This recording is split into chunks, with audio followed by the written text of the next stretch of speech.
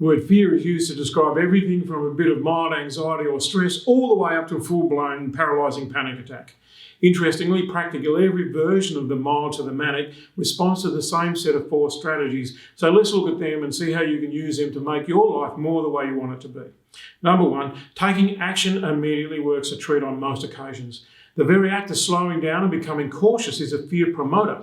In fact, the message of fear is very close to paralysis. It kind of whispers in your ear that you should stop everything. The problem with that is the longer the delay, the more time the fear has to get a foothold and to go to town on your imagination. So doing something practical ASAP often gets us past that initial hesitation, which can turn either into a road bump or a brick wall. By far the most practical step you can take is to make sure that you breathe in deeply and strongly.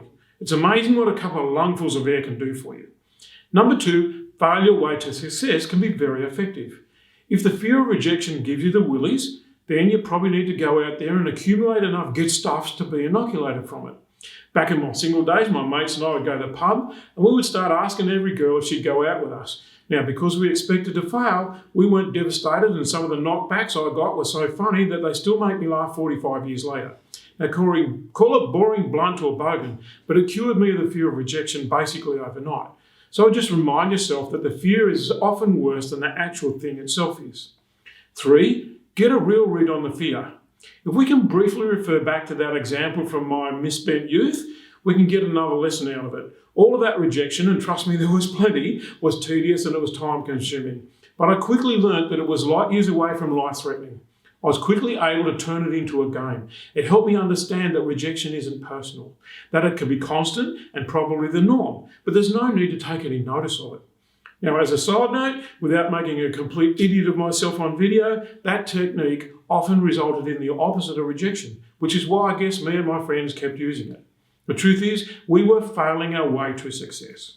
Number 4 on the list, inviting the fear in is at the bottom of almost every fear treatment system on the planet. You'll notice I didn't say confront your fears and smash them as if they're going to turn into scaredy cats and run away. I specifically said invite the sensations, feelings, and the emotion of fear into your own inner sanctum. It sounds crazy because we worry that the fear will get a grip and it'll never be released. But the truth is, once you welcome the feeling in, it will dissipate. Not like someone slamming the brakes on, but trust me, the sensations will begin to lose their grip on you.